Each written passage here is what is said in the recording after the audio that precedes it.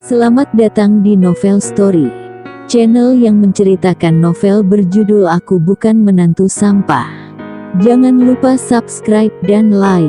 Sekian dari Mimin, silahkan menikmati ceritanya ya. Aku Bukan Menantu Sampah, bab 331 sama sekali tidak bisa menyinggungnya. Melihat pertempuran itu, dua baris anak orang kaya yang berlutut di bawah dengan ketakutan, mana berani mereka mengabaikannya dan segera melawan satu sama lain. Plak-plak satu persatu ditampar. Sekelompok anak orang kaya ini semuanya manja, beberapa orang tidak pernah dipukul sedikit pun sejak kecil, dan sekarang wajah mereka dipukuli, mereka benar-benar tidak bisa menahannya. Orang-orang di sekitar, beberapa orang mengenal sekelompok anak orang kaya ini, tahu bahwa mereka biasanya mengandalkan kekuatan keluarga untuk melakukan kejahatan, satu persatu berteriak.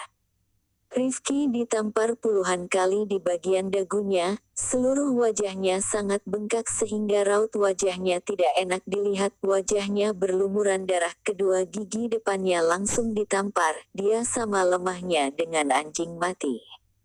Melihat ini sudah cukup, Dennis baru saja memerintahkan untuk berhenti. Rifki tidak bisa berbuat apa-apa, terengah-engah, berpikir bahwa akhirnya selesai. Kedepannya, jika menyuruh dia melihat Rocky lagi, dia lebih suka berjalan-jalan daripada memprovokasi dia lagi. Tepat ketika dia mengira semuanya sudah berakhir, Dennis menunjuk ke arahnya lagi dan berkata, orang ini adalah pemimpin masalah, ikat dia di pohon selama 1 malam dan buka ikatannya besok.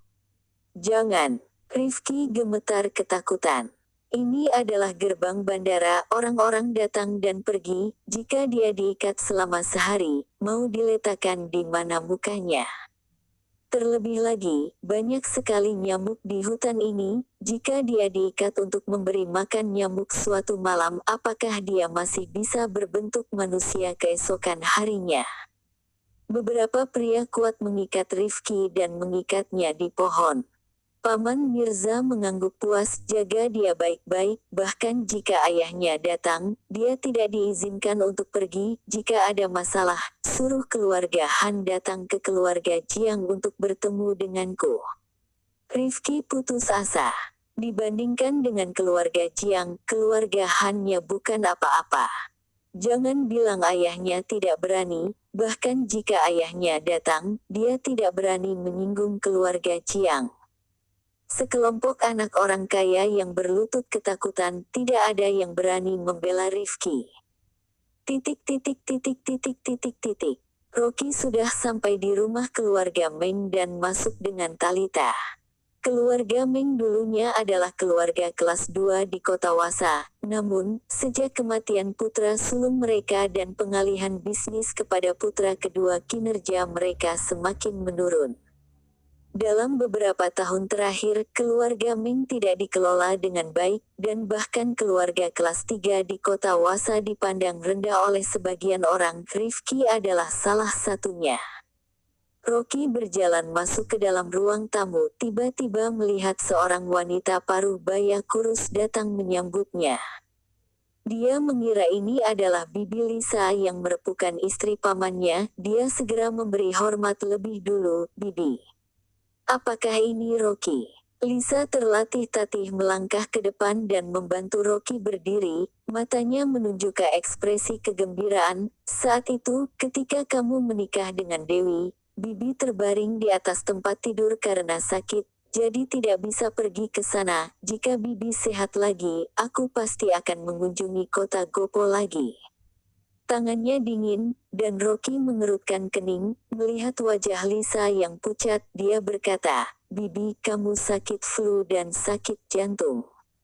Talita berkata, Kak Rocky, bibiku selalu merasa tubuhnya kedinginan, setelah paman meninggal, dia sangat sedih, dia penyakit jantung, setelah menemui banyak dokter, tidak ada yang bisa menyembuhkannya. Tahun ini aku membeli banyak bahan obat yang berharga untuk perawatan Bibi, dan akhirnya dia sedikit lebih baik.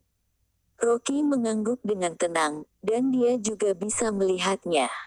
Penyakit flu Lisa ini tidaklah biasa, tetapi flu yang dibawa keluar dari dalam perut. Dan penyakit jantungnya juga sangat serius, sedikit pekerjaan fisik saja, dia tidak bisa bernafas. Jangankan pergi ke kota Gopo, mungkin berjalan di kota Wasa saja, dia tidak bisa berjalan terlalu lama. Lisa dengan ekspresi meminta maaf berkata, penyakit ini benar-benar menambah masalah bagi keluarga. Untungnya, Nyonya masih hidup, menyuruhku memulihkan diri di keluarga Meng, dan dia juga menemukan banyak dokter terkenal, tapi tubuhku sendirilah yang tidak bisa berjuang untuk sembuh. Rocky berkata, jika Bibi tidak keberatan aku dapat memulihkan penyakitmu, tetapi itu membutuhkan proses. Masa pengobatannya sekitar 1 bulan, dan itu bisa disembuhkan. Lisa tersenyum, dia sangat tahu kondisi dirinya dan tidak percaya Rocky akan bisa menyembuhkannya dalam waktu sebulan, tapi dia sangat senang bahwa Rocky peduli kepadanya. Rocky, masuk dan istirahatlah, kamu belum makan kan? Saat adik kedua pulang, kita baru makan bersama. Mendengar perkataan Jenny, kesehatanmu kurang begitu baik, aku secara khusus menyuruh orang membuatkan sepanci sup ayam untuk dirimu. Rocky mengangguk, terima kasih, Bibi. Sebenarnya, dia sehat-sehat saja, mungkin Jenny memfitnah dirinya di belakangnya. Namun Lisa sangat ramah, tapi membuat hati Rocky tergerak. Pada dasarnya tidak semua orang di keluarga Liu itu malas dan rakus seperti keluarga Ando. Setidaknya Lisa adalah orang yang baik, tapi sayangnya kehidupannya tidak baik. Menurut istrinya, Lisa adalah bibi yang sangat miskin. Setelah dia menikah dengan keluarga Meng, tidak lama suaminya meninggal, dia tidak bisa menghilangkan hubungan suami istrinya, dia hanya bisa tetap menjadi janda seumur hidup menurut aturan keluarga Meng. Untungnya, nyonya keluarga Meng berpikir bahwa yang menginginkan pernikahan Lisa adalah orang-orang keluarga Meng, yang baik untuknya, apalagi Talita dibesarkan oleh Lisa sejak kecil, dan memiliki hubungan dekat dengannya. Kalau tidak, dia akan sulit tinggal di keluarga Meng. Talita berkata, Kak Rocky, sekarang kakekku tinggal di sebuah villa di pinggiran kota Wasa untuk sementara waktu, udara di sana bagus, yang nyaman baginya untuk menjaga kesehatan dirinya. Oleh karena itu, hanya ada orang tuaku, kakakku dan bibi yang tinggal di rumah lama keluarga Meng, sedikit sepi, kamu jangan kecewa ya. Rocky berkata sambil tersenyum, apa yang kamu katakan, Bibi menerimaku begitu baik, aku sudah sangat berterima kasih. Setelah selesai berbicara, dia mengeluarkan hadiah dan memberikannya, Bibi, ini adalah makanan khusus yang diminta ayahku untuk aku bawa, ini adalah sesuatu yang dulu kamu suka makan. Meskipun itu hanya sekotak ham, Lisa menerimanya sambil tersenyum dan berkata, aku tidak menyangka Andrew masih ingat kesukaanku, benar-benar mempedulikanku. Aku sudah beberapa tahun tidak bertemu dengan orang-orang keluarga Liu, ketika aku pergi ke sana, Dewi belum berusia 7 tahun, dan aku masih menggendongnya. Rocky mengangguk, berpikir bahwa tidak mudah bagi bibi ini hidup sendirian di kota Wasa selama lebih dari 10 tahun. Lisa menghela nafas, tidak menyangka bahwa Ando sudah melakukan begitu banyak kesalahan, yang menyebabkan kebangkrutan keluarga Liu. Keluarga Liu dalam masalah, untungnya Andrew, ayah mertuamu, selamat dan beruntung. Rocky mengangguk dengan perlahan. Keluarga Ando menyalahkan diri mereka sendiri. Nyonya keluarga Liu juga pergi ke rumah ibunya untuk menafkahi orang tua, dia tidak membunuh mereka semua demi istrinya.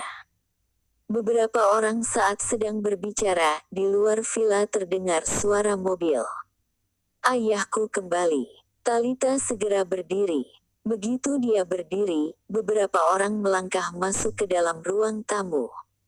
Yang berjalan di depan adalah seorang pria paruh baya dengan mengenakan jas dan sepatu kulit, diikuti oleh seorang wanita cantik, dan satunya lagi adalah seorang pria muda berusia 20-an, raut wajahnya penuh kesombongan.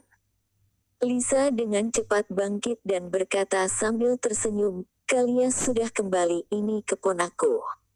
Sebelum dia menyelesaikan perkataannya, pria parubaya itu mengangguk dan menyela, "Oh, aku sudah tahu."